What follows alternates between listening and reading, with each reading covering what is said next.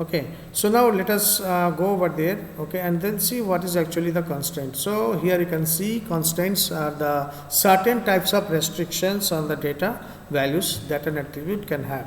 Okay, this is very, very important. So the constraint, it means like it is actually that whatever you want you cannot enter. That is actually the main thing. That's why the rules are to be made which are known as constraint, okay, in SQL. Okay, sir, and that is very important whenever you are actually creating the table.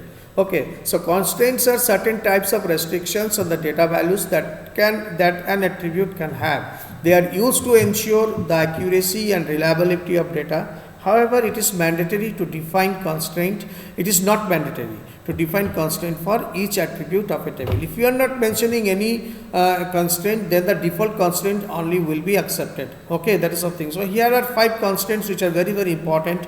Okay, you can see out here. Okay, not null is the one. Ensures that a column cannot have null values, whereas where the null means missing, unknown, or not applicable value. Okay, that is the thing. That is called not null. Okay, usually all the tables, all the things, all the I mean to say all the columns or the attributes. Okay, will have they will accept the null value. Okay, so only the primary key, even though you mention, okay, even you don't mention, then also it will not accept any null value. Okay, so means you cannot keep the primary key empty. Okay, that is the thing. So that is the primary key constraint actually. That is coming under the key constraint. Apart from, there are 2 type of constraint. One is key constraint, another is non-key constraint. Okay, that is there. Okay, now the thing is that not null, when you are using, ensures that a column cannot have null values, where null means missing, unknown, or not applicable values. Okay, and then say unique is what? Unique means ensure that all the values in a column are distinct or unique. That is only the thing. Clear? That is having like primary key like feature only, but the thing is that only the difference between primary key and unique constraint is that the unique can accept the null value, whereas the primary key does not accept any null value. Alright, and then say default. A default value is specified for the column if no value is provided. Okay, and then primary key is, you know that the column which can uniquely identify each row or record in a table, and foreign key says that the column which refers to value of an attribute defined as primary key in another table. However, this year in this session the foreign key is not in your scope of syllabus, but it is still there. I have also explained this one is in the offline class. Those who have attended, they have seen maybe what is the foreign key. It is actually being used in order to maintain the referential integrity between 2 tables. One is the child table, another is the parent table. This we can come later also, that is not a problem. Right now what we are going, just to see the constraint and all, we are going to the MySQL command line client, and then say let's see that how we can what are actually the constraints. Okay, so I have created already a database. Okay, and from there we can find out, okay, what is there.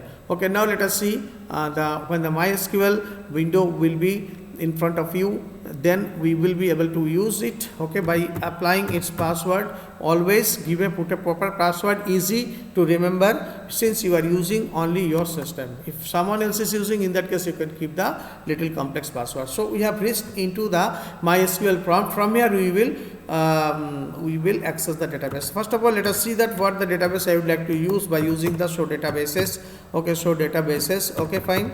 Then put semicolon out here, then it will show you this thing. Those who have not done the practical at all, so for them I am saying that each SQL command ends with a semicolon. Fine. So now you see out here this MySQL and this test at DIGPS. These are the default, and student attendance is also there. I am removing the student attendance first of all, because later on we will use this drop database by using the drop command. Drop database. Okay, student attendance. Okay, student attendance. All right. Now you see pressing enter, so this has been removed. Okay, this has been removed. Okay, query. Okay, one row affected means this is no longer over there. Now again also you can give the show database just to confirm it. Okay, you can see it is not at all there. Now what can we do? We can use the TIGPS database just to check out the constraint. Use TIGPS because whenever you are accessing the table, first of all you need to access the database, and for that reason you have to give the use command. So database change message will be prompted. Later part of this particular thing is also there. Okay, use TIGPS. Okay, so database change message has been appeared. Okay, now you see that, okay, what are the tables are there. So in order to confirm the names of the tables, you can use simply show tables command. Show tables command will help you out in order to display the list of tables under the particular or the specified database. Fine. So now you have seen there are 3 tables available: S1, S2, S3. Okay, these 3 tables are there already been made by me. Okay, so and if you want, if you can create also. Okay, after seeing the create table command, so we will do at the last phase of our class. Okay, that is the thing, the show tables. Now you see by using a command describe, okay, S1. So this actually gives the structure of the table, okay, when as you have created. Okay, so S1. Now you see the differences between the constraints and all. You see no keys have been defined for this and null both for them. That's why the null has been given, has been appeared over here. Okay, these are null. You can keep them empty since no key attribute has been defined over here, and default is actually the null value. Okay, so if no value have been mentioned, then the null value will be accepted in each of the columns or attributes. Now the thing is that, so you see the second table DESC, I am doing now S2. Okay, now let us see what is coming. Description S2. Now you see it is saying yes. Here you see I have defined the ID as the primary key and the null has become no. Okay, now see default is not accepting the null value. So here is a key attribute has been used. Okay, key constraint has been used, which is primary, because ID, the field here, is actually being used in order to identify a record or a relationship in a relation uniquely. That is the thing. So ID is a primary key out here. Okay, null no, but the name is being yes, because it is, if you are not giving anything, then the null value will be accepted by this non-key attribute, because it does not have any attribute provided with the name. That is the thing. Now the students, now you see I am doing the description S3. Okay, DSC, and then I am giving S3. Then let's see the difference between these 3 tables. Okay, now you see out here description S3 has been given. ID char 5 is a primary key is appearing, and why the name has not appeared with the yes, because I have used the not null key constraint out here. This one I have used not null. Okay, this will not come by default. You have to use it at the time of the creation of the table. So description S3 does not have, description S3 when we have done, the name does not have any scope to accept the null value, that since it has been applied in the constraint not null. Okay, so at the time of the creation of the table, so both the things are appearing null. Now none of the field in this particular relation will not accept the null value. Okay, so in this way, in stepwise, it has been graduated. The tables have been graduated in such a way that they have become more suitable. Suitability is a question, obviously, in order to expect the values. In the first table, you see no primary key has been, so ID can be duplicated and all, so which is not acceptable. In the next phase, I had made the primary key ID, so that no duplicate ID can be given. Okay, so the data inconsistency and data redundancy to some extent will be removed. Okay, in great extent to be removed. Okay, and description S3, again here is a scope that the name will be accepted the null value. In the third phase, what I have done, I have removed that constraint also. The default constraint null has been removed because I have used the not null constraint for that particular column name. Okay, that is the thing. So this is about, these are all about the SQL constraints. Now you see the data SQL for data definition. Fine. What is that? SQL provides commands for defining the relation schemas. Okay, so you have seen the database schemas. These are the relation schema, means saying about the table. Okay, modifying relation schemas and deleting relations. Okay, these are called data definition language, that is called DDL, through which the set of relationships are specified, including their schema or the scheme. Okay, data type for each attribute, the constraints as well as the security and access related authorizations. Fine. Data definition starts with create statement. Okay, that is the thing, create table, create database, all these things. Okay, this statement is used to create a database and its tables. Before creating a database, we should be clear about the number of tables a database should have and the columns in each table along with the data type. Remember, whenever you are creating the attributes or columns, Okay, you must have a data type. Without the data type, you cannot define any column or attribute. This is how we decide the relation schema. That is the thing. Clear? Relation schema means relationship. The scheme of relationship actually is known as the relation schema. Okay, that is the records also you can refer to. Okay, so now the first phase we will see that create database. Okay, how to create a database? You can see clearly out here. Then we will go for the practical demo. To create the database, we can use the create database statement as shown in the following syntax over here. Okay, you can see out here creates database, database name. What you have to give simply create database is actually in the keyword section and database name is of yours. Okay, so whatever name you want to suggest, you can decide and you can give it. Okay, that is the thing. Now let's see, we are coming over here. Okay, let's see now how to create the database. This is actually the syntax that you have followed. Here is a database that we are going to create, that is the student attendance. Okay, database to be created. You can see out here the comment first of all, then we can go for the practical. Okay, that is the thing. So it is simply to create a database called student attendance, we need to give the following command in the SQL prompt. Okay, that is the MySQL prompt. You can say this is the command. Okay, create database student attendance. Okay, that is the thing. It is case insensitive. Okay, so you can give it in any of the case. Okay, and better to follow one case only. Why? You can read this note out here. In Linux environment, okay, names for database and tables are case sensitive, whereas in Windows there is no such differentiation. However, as a good practice, it is suggested to write the database or table name in the same letter or cases that were used at the time of the creation. A DBMS can manage multiple databases on one computer. Therefore, we need to select the database also whenever we are doing we are working under MySQL environment. So once the database is selected, we can proceed with creating the tables or querying the data. Okay, and we write the following SQL command in order to select the database. What is the command? The command is use. Okay, use and the name of the database to be given that you have created. And in that case, what will come? Database changed message will be prompted onto your screen, onto SQL screen. Okay, so now let us see by creating this particular database. Okay, over here in this one. Okay, so you have seen that I have first only I have removed that particular database by using the drop command. Why? Because a duplicate database cannot be created. Okay, that is the thing. So that's why I have removed that. Okay, now we will create the database out here. Okay, so now you see out here create, what is the thing? Student attendance. Okay, attendance, fine.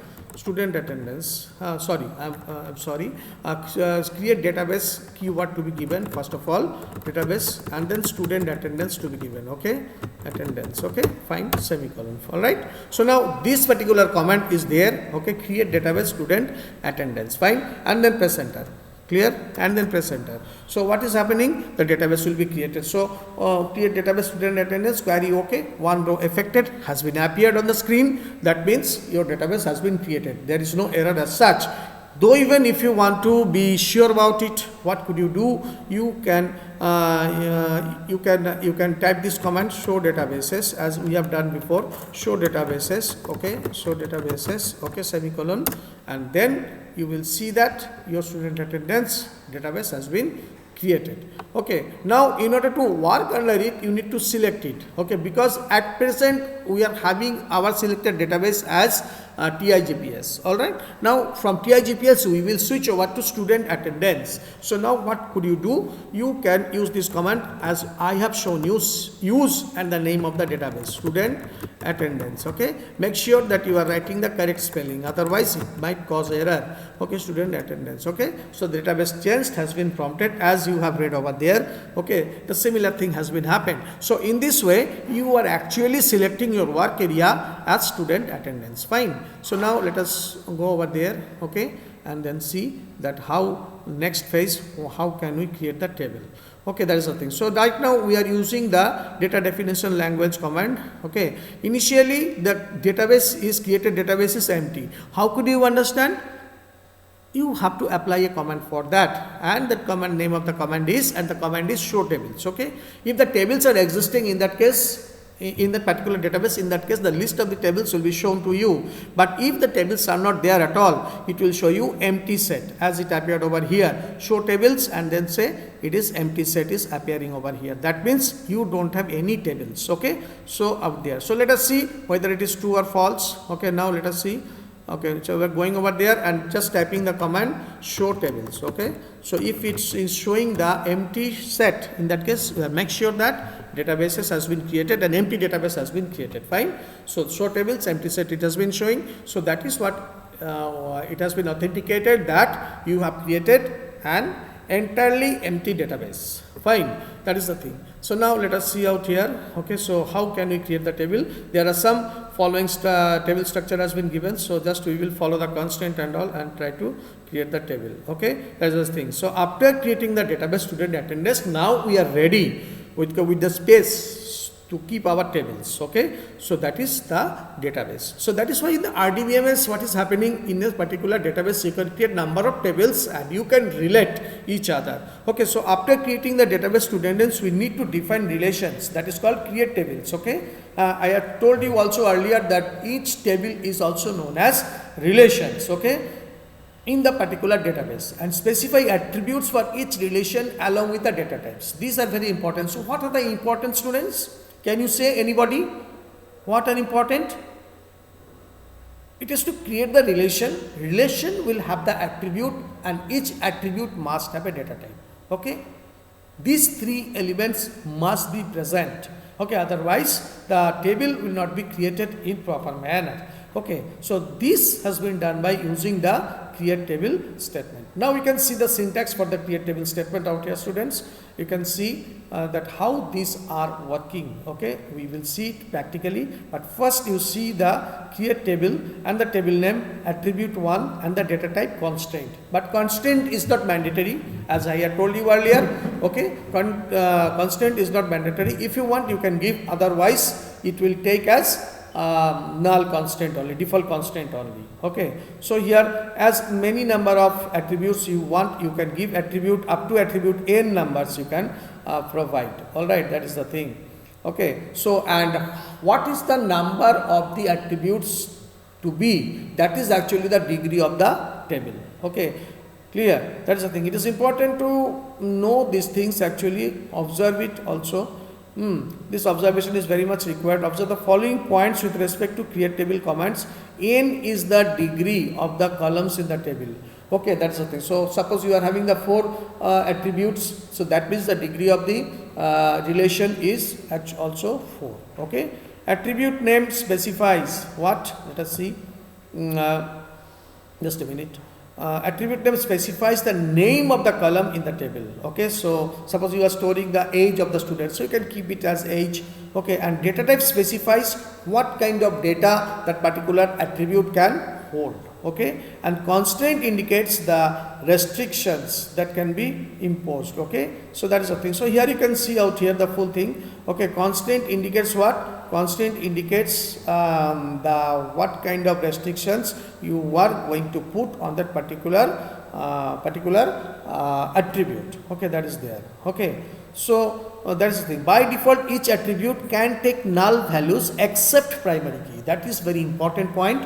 Okay, except the primary key. Primary key is the one that will never accept. Okay, that will never accept any null value. So it cannot be kept empty. You have to supply some value, obviously, definitely. Okay, that is there. Fine. So now we are coming to create one table out here. Okay, so the table structure can be seen at the bottom. Just a minute. Let I scroll it.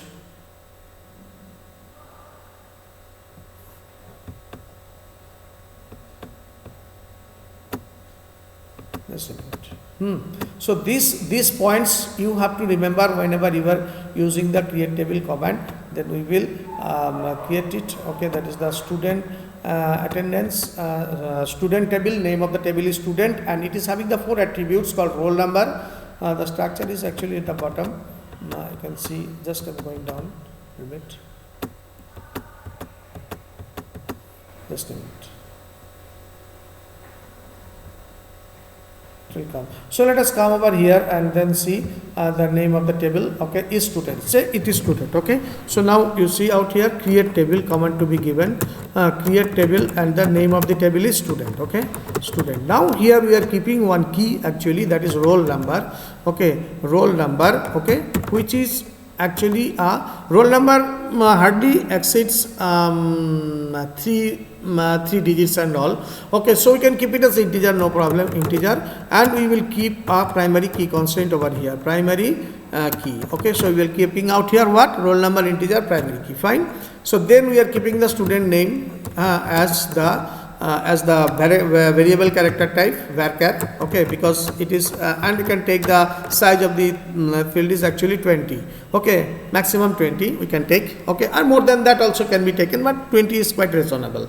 Fine. Afterwards, student's date of birth. So age, date of birth. Okay, date of birth. Okay, so we are keeping this one as simply date. Okay, for the date field you no need to give anything because it will take in the format YYYY, and DD. Okay, that is the thing. So date, and then we can take the GUID as the guardian ID, which can be the Aadhaar number for a particular guardian. So we can take it, character type is 12 because this is the fixed character length, no problem. So the table has been created. Now putting the semicolon and pressing enter over here. So what will happen, in fact, it will create the table. All right. So these are the constant out here. So I have not used any not null over here. If you want to use out here, you can use the not null in S name also. Okay, not null, key constant, not null, you can use out here, and S date of birth, date also you can keep out here, not null. Okay, so this key constant can be applied over here, and if you want here also you can keep. Okay, so that is the thing. So the not null constant has been used. So I am pressing enter.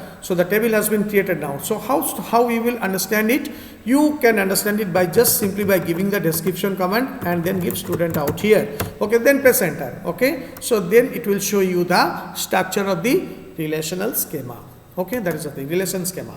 Okay, that is the thing. So here it has been created. So null, null, null, only one field we have kept null, that is GUID. We may not sure maybe. Okay, so we have kept GUID as the default is null. Okay, other three things are not accepting any null value except primary key. Primary key will not also accept the null value, but that is by default. But here we have to mention. Okay, otherwise this would have been shown yes, yes, and here it would have become null, null. Okay, that is the thing. Clear? So that is the way actually we are actually creating the table by using the create table command. Here you can see this particular structure that has been suggested over here to create it. Okay, so you can see out here that is the thing. Okay, so that accordingly we had created the attribute name, data expected to be stored, that is a numeric value 3 digits, integer, primary key we have given, and then I think after this we are having this what you call the student name as name. Okay, variant length, so we have taken varchar 20, not null, and after that what else we have taken? We have taken the S date of birth, which is a date type. Okay, that is also not null. Okay, and then GUID is also, I think it is also not null. We are not given not null maybe. Okay, so it is actually the GUID. You can see out here numeric value consisting of 12 digits, cat 12 we have taken. This is a foreign key, but we have not mentioned it as foreign key because since we have created only one table right now. Okay, so later on we can also create this. All right, that is the thing, students. So this one today I have demonstrated to you. Okay, so you can have a practice on this particular particular demonstration. You can see it how these are functioning. Okay, and you can practice it well. Okay, and just to create a table in your SQL. So this practical assignment you can take it from me, and you can also access it, and you can also do it and tell me in the next class whether you have created this one successfully or not. Okay, so that I would like to say to you. Okay, so students, thank you very much for attending the class. Join regularly and stay safe. Okay, don't go outside without any reason, for any reason. Okay, be at home and do the classes and do your studies well. Okay, thank you once again.